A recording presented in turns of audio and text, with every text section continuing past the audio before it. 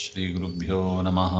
ಕಾಂತಾಯ ಕಲ್ಯಾಣಗುಣೈಕಧಾಮ್ನೇ ನಬದ್ಯುನಾಥ ಪ್ರತಿಮಪ್ರಭಾಯ ನಾರಾಯಣಾಯ ಅಖಿಲಕಾರಣಾಯ ಶ್ರೀಪ್ರಾಣನಾಥಾಯ ನಮಸ್ಕರೋಮಿ.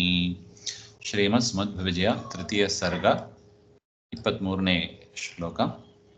ಇದಮುವಾಚ ವಿಚಾರ ವಿಚಕ್ಷಣಃ ಶುಚಿವಚ ಶನಕೈಃ ಸ ಜನಾಂತರೇ ಅಪರಥಾ ಕಥಿತಂ ಕಥಕತ್ವಯಾ ನನು ಮತಾನ್ ಮಹತಾಮಿತಿ ಸಸ್ಮಿತಂ. ಇದಂ ಉವಾಚ ವಿಚಾರ ವಿಚಕ್ಷಣಃ ಶುಚಿ ವಚಃ ಶನಕೈಃ ಸಹ ಜನಾಂತರೆ ಅಪರಥಾ ಕಥಿತಂ ಕಥಕ ತ್ವಯಾ ನನು ಮತಾನ್ ಮಹತಾಂ ಇತಿ ಸಸ್ಮಿತಂ. ಹಿಂದೆ ನೋಡಿದಂತೆ ವಾಸುದೇವ ಘೃತವಲ್ಲಿ ಎನ್ನುವ ಗ್ರಾಮದಲ್ಲಿ ನಡೆದ ಒಂದು ಮದುವೆ ಉತ್ಸವಕ್ಕೆ ಹೋಗಿದ್ದಾರೆ. ಅಲ್ಲಿ ಶಿವ ಎನ್ನುವ ಹೆಸರಿನ ಒಂದು ಬ್ರಾಹ್ಮಣ ಉಪನ್ಯಾಸ ಮಾಡ್ತಾ ಇದ್ದಾರೆ ದೇವಸ್ಥಾನದಲ್ಲಿ. ಆ ಸಂದರ್ಭದಲ್ಲಿ ವಾಸುದೇವ ಅವರನ್ನು ನೋಡಿದರು, ಉಪನ್ಯಾಸ ಮಾಡ್ತಾ ಇರುವವರನ್ನು ನೋಡಿದರು, ಹಾಗೆ ಅಂತ ಅರ್ಥ. ಆಮೇಲೆ ಏನಾಯಿತು ಅಂತ ಹೇಳ್ತಾ ಇದ್ದಾರೆ. ವಿಚಾರ ವಿಚಕ್ಷಣ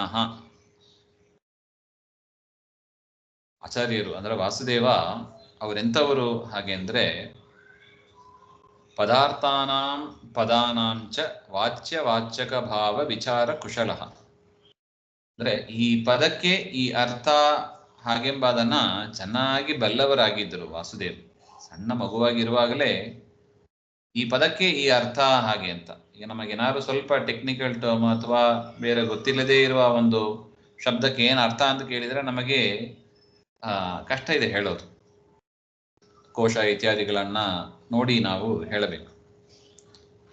ಆದರೆ ಶ್ರೀಮದಾಚಾರ್ಯರು ವಿಚಾರ ವಿಚಕ್ಷಣ, ಈ ಶಬ್ದಕ್ಕೆ ಹೀಗೆ ಅರ್ಥ, ಈ ಶಬ್ದಕ್ಕೆ ಇಷ್ಟೆಲ್ಲ ಅರ್ಥ ಇದೆ, ಒಂದು ಶಬ್ದಕ್ಕೆ ಅನೇಕ ಅರ್ಥ ಇದೆ, ಆ ರೀತಿಯಾಗಿ ಅವುಗಳನ್ನೆಲ್ಲ ಚೆನ್ನಾಗಿ ಬಲ್ಲವರು ವಾಸುದೇವ. ವಾಚ್ಯವಾಚಕ ಭಾವ ವಿಚಾರ ಕುಶಲಃ ಅಂತ ಬರೀತಾರೆ ನೋಡಿ. ಈ ಶಬ್ದಕ್ಕೆ ಈ ಅರ್ಥ ಹಾಗೆ ಅಂತ ಅಂಥವ ವಾಸುದೇವ ಜನಾಂತರೆ ಜನಮಧ್ಯದಲ್ಲಿ ಹೇಳಿದ್ರಂತೆ. ಏನ್ ಹೇಳಿದರು? ಆ ಶಿವ ಎನ್ನುವ ಬ್ರಾಹ್ಮಣನ ಕುರಿತು ವಾಸುದೇವ ಹೇಳಿದ ಮಾತು. ಏ ಕಥಕ ಅಂದ್ರೆ ಕಥೆಯನ್ನು ಹೇಳುವವರೇ, ಪೌರಾಣಿಕ ಅಂತ ಅರ್ಥ. ಪುರಾಣ ಕಥೆಯನ್ನು ಹೇಳುವವರೇ, ನೀವು ಹೇಳಿದ್ರಿ, ಏನು ವ್ಯಾಖ್ಯಾನ ಮಾಡಿದ್ರಿ, ಈ ಶಬ್ದಕ್ಕೆ ಈ ಅರ್ಥ ಅಂತ ಏನು ವ್ಯಾಖ್ಯಾನ ಮಾಡಿದ್ರಿ, ಅದು ತ್ವಯಾ ಮಹತಾಂ ಮತಾತ್ ಅಪರಥಾ ಕಥಿತಂ.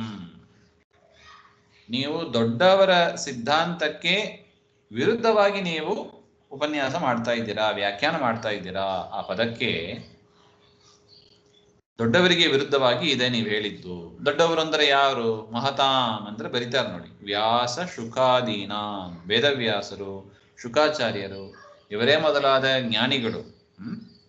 ಅವರಿಗೆ ಅವರ ಸಿದ್ಧಾಂತ ಅಂತ ಒಂದಿದೆ. ಮತ ಅಂದ್ರೆ ಸಿದ್ಧಾಂತ, ಮತ ಅಂತ ಸಿದ್ಧಾಂತ. ಅವರ ಸಿದ್ಧಾಂತಕ್ಕೆ ಅನ್ಯಥಾ, ಅಪರತ ಅಂದ್ರೆ ಅನ್ಯಥಾ ಕಥಿತಂ ಅಂದ್ರೆ ವೇದವ್ಯಾಸರು ಶುಕಾಚಾರ್ಯರಿಗೆ ಸಮ್ಮತವಾದ ಒಂದು ಸಿದ್ಧಾಂತ ಇದೆ, ಅದನ್ನ ಸರಿಯಾಗಿ ನಿರೂಪಣೆ ಮಾಡದೆ ನೀವು ಬೇರೆ ರೀತಿಯಾಗಿ ಅದನ್ನ ನಿರೂಪಣೆ ಮಾಡ್ತಾ ಇದ್ದೀರಿ. ಅದು ಒಟ್ಟು ನೀವು ಹೇಳ್ತಾ ಇರೋದು ಆ ರೀತಿಯಾಗಿ ಹೇಳೋದು ಸರಿಯಲ್ಲ ಅಂತ. ಅದನ್ನ ಬಾಯ್ಬಿಟ್ಟು ಹೇಳಿಲ್ಲ, ನೀವು ಮಾತನಾಡಿದ್ದು ವೇದವ್ಯಾಸ ಶುಕಾಚಾರ್ಯ ಮುಂತಾದ ದೊಡ್ಡವರಿಗೆ ವಿರುದ್ಧವಾಗಿದೆ ಅಂತ ಒಟ್ಟು. ಶುಚಿ ಶುದ್ಧಂ ಶಬ್ದ ಸೌಷ್ಠವೋಪೇತಂ ಇತಿ ಇದಂ ವಚಃ ವಾಕ್ಯಂ ಸಸ್ಮಿತಂ ಸ್ಮಿತಂ ಸ್ಮಿತಸಹಿತಂ ಯಥಾ ಭವತಿ ತಥಾ ಶನಕೈಃ ಉವಾಚ.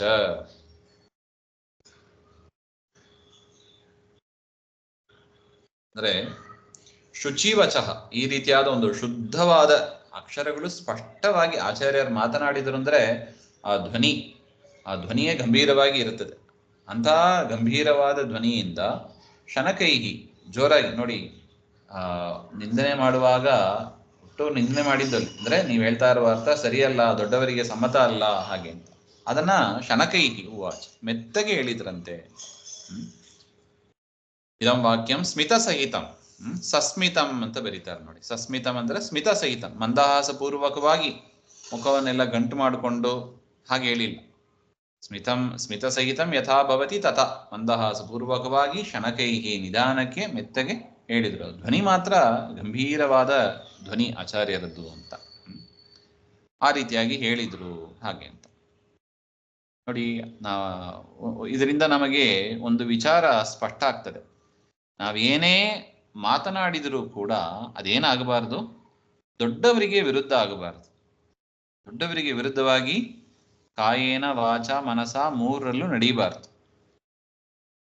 ಕಾಯೇನ ದೊಡ್ಡವರು ಹೇಳಿದ್ದನ್ನೆಲ್ಲ ನಾವು ಶರೀರದಿಂದ ಮಾಡೋದು ಮೇ ಬಿ ಕಷ್ಟ ಇರಬಹುದು, ಆದರೆ ಮನಸ್ಸಿನಿಂದ ಮಾತಿನಿಂದ ದೊಡ್ಡವರಿಗೆ ಸಮ್ಮತವಾದದನ್ನ ಹೇಳೋದಕ್ಕೆ ಅದೇನು ಶ್ರಮ ಇಲ್ಲ ರೀ. ಅನೇಕ ದಾಸರ ಪದಗಳು ಕೇಳಿರ್ತೀವಿ, ಅನೇಕ ಪುರಾಣಗಳನ್ನ ಕೇಳಿರ್ತೀವಿ.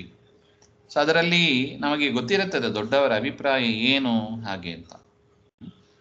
ಸೊ ಅದರಿಂದ ಎಂದಿಗೂ ದೊಡ್ಡವರ ವಿರುದ್ಧವಾಗಿ ಮನಸಾ ಚಿಂತನೆ ಮಾಡಬಾರದು, ಮಾತಿನಿಂದಲೂ ಆಡಬಾರದು. ಆ ಒಂದು ವಿಚಾರವನ್ನ ಆಚಾರ್ಯರು ಇಲ್ಲಿ ನಮಗೆ ತಿಳಿಸಿಕೊಡ್ತಾ ಇದ್ದಾರೆ. ಇದೇ ಒಂದು ವಿಚಾರವನ್ನ ಕೃಷ್ಣನು ಕೂಡ ಭಗವದ್ಗೀತೆಯಲ್ಲಿ ಹೇಳ್ತಾನೆ. ಅರ್ಜುನನಿಗೆ ಹೇಳುವಾಗ ಪ್ರಜ್ಞಾವಾದಾಂಶ್ಚ ಭಾಷಸೆ ಹಾಗೆ ಅಂತ ಪರಮಾತ್ಮ ಹೇಳಿದ್ದುಂಟು. 2ನೇ ಅಧ್ಯಾಯದಲ್ಲಿ ಬರ್ತದೆ. ಪ್ರಜ್ಞಾವಾದಾಂಶ್ಚ ಅಂದ್ರೆ ನಿನ್ನ ಬುದ್ಧಿಗೆ ಬಂದಷ್ಟೇ ಮಾತಾಡ್ತೀಯ, ನೀನು ಮಾತಾಡ್ತಾ ಇರುವುದು ದೊಡ್ಡವರಿಗೆ, ಪ್ರಾಜ್ಞರಿಗೆ, ಅದು ಶಾಸ್ತ್ರ ಬಲ್ಲವರಿಗೆ ಅದು ಸಮ್ಮತ ಅಲ್ಲ ಹಾಗೆ ಅಂತ ಗೀತೋಪದೇಶ ಪ್ರಾರಂಭದಲ್ಲಿ ಕೃಷ್ಣ ಹೇಳಿದ್ದು ಉಂಟು. ಸೊ ಕೃಷ್ಣನಿಗೂ ಸಮ್ಮತ, ಇಲ್ಲಿ ಆಚಾರ್ಯರು ಕೂಡ ಅದನ್ನೇ ಹೇಳ್ತಾ ಇದ್ದಾರೆ. ನಾವು ಒಂದು ವಾಕ್ಯ ಹೇಳಿದರೆ ಅದು ಮನೆಯಲ್ಲಿ ಇರ್ಬೋದು, ನಮ್ಮ ಮನೆಯವ್ರ ಜೊತೆಗೆ ಮಾತನಾಡಬಹುದು, ಆದರೂ ಕೂಡ ಏನಾಗಬಾರ್ದು, ಅದು ದೊಡ್ಡವರಿಗೆ ವಿರುದ್ಧವಾಗಿ ಇರಬಾರದು. ಈ ಸಂದೇಶವನ್ನ ಆಚಾರ್ಯರು ನಮಗೆ ತಿಳಿಸಿಕೊಡ್ತಾ ಇದ್ದಾರೆ. ಶ್ರೀಮಧ್ವಾಂತರ್ಗತ ಶ್ರೀಕೃಷ್ಣ ಅರ್ಪಣಮಸ್ತು. ಶ್ರೀ ಹರೇ ನಮಃ.